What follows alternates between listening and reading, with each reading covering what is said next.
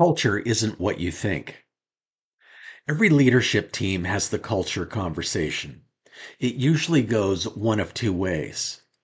The first is a declaration of values, beliefs, and principles. The team agrees, the meeting ends, and the work continues the way it did before. The second conversation is more urgent. Something is not working in the business. Execution feels off. The same problems keep coming back. Culture is offered as the cause, so surveys are sent, initiatives are launched, and 6 months later, the same conversation happens again. In both conversations, everyone agrees culture matters, but nobody quite knows what to do next. Meanwhile, revenue doesn't match the effort taken. Capable teams are producing less than they should, and there is a cost to that. Gallup's 2026 State of the Global Workplace puts the global cost of disengaged and underutilized people at $10 trillion. McKinsey's 2026 research found that 75% of organizations are failing to build the high performance cultures they say they need to be successful. The problem is that engagement surveys, culture programs, and restructuring can all help, but none of them address what matters most: whether the conditions inside the organization are actually turning capability into performance. That is the function of culture most leaders have never been asked to govern. Now, this is partly because of a belief most leaders hold that structure and process are the primary levers for performance improvement. Culture is important, but secondary, valuable for morale and retention, but largely separate from commercial outcomes. There's a cost to this belief, too.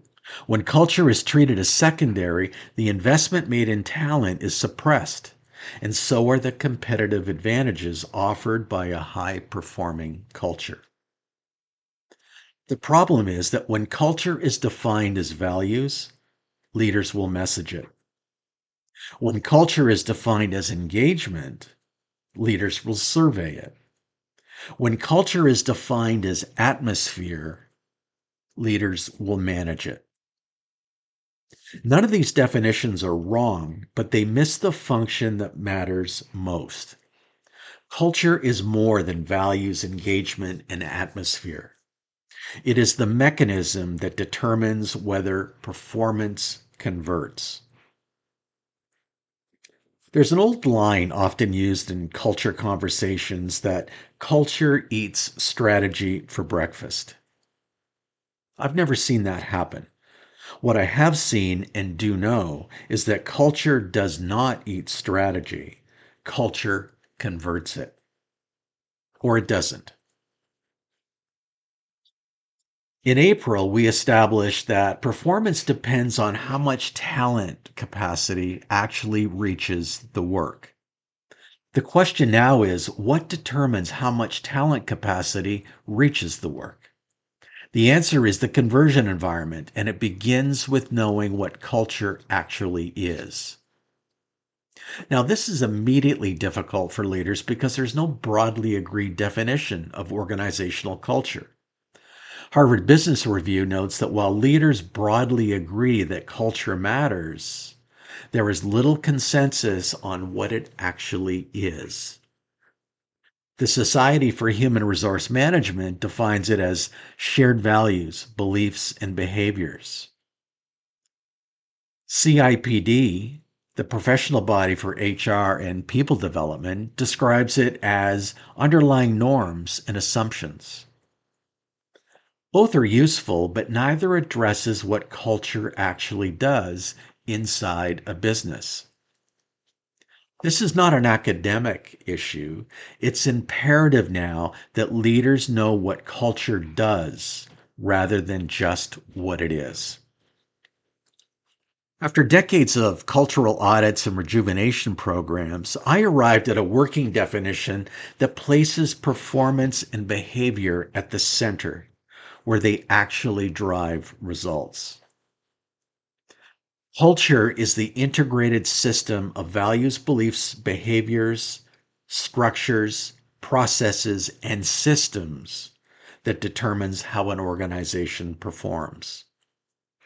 Values and beliefs shape what people think is acceptable. Structures, processes, and systems shape what people are actually able to do. Both are culture. Better performance lives in the relationship between them. Think about what culture is actually doing inside an organization. A piece of customer intelligence arrives. Someone has to interpret it. The interpretation has to become insight. That insight has to inform a decision.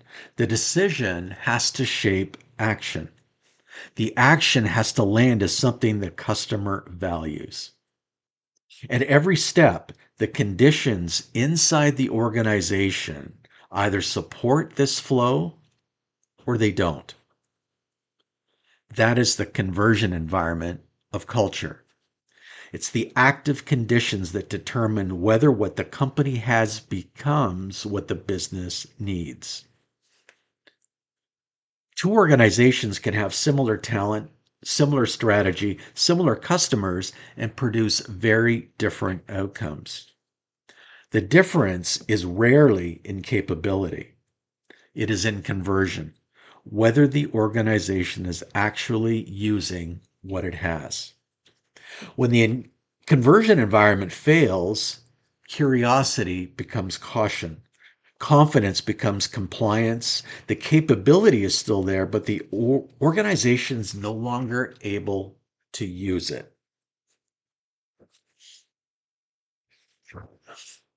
This is what leaders see and feel when they say the company is getting harder to run.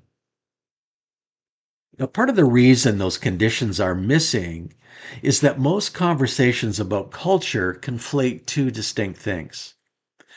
Distinguishing them changes both what you look for and what you do about it. Culture as expression is what the organization says it believes, the values it holds, and the behaviors it encourages, the feeling it wants people to have.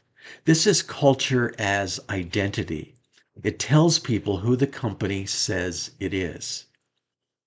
Culture as conversion is how the organization turns what it believes, knows, and has into decisions, action, and value. This is culture as mechanism. It determines what the company is actually capable of doing. One is descriptive, the other is productive.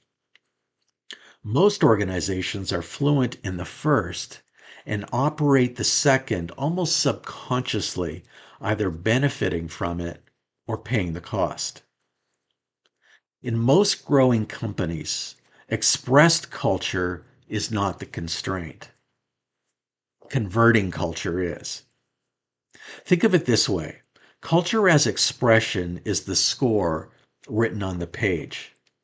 Culture as conversion is what happens when the orchestra plays it. The score can be excellent. The intention can be genuine. But if the conditions in the room are not working, what comes out is not what was written. The score does not determine the performance. The conditions do.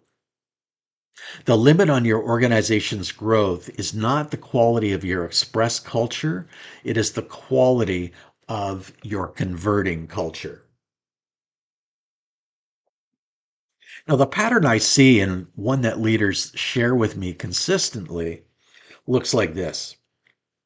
The company is stronger than it was. There's more talent, more experience, more intelligence around the table.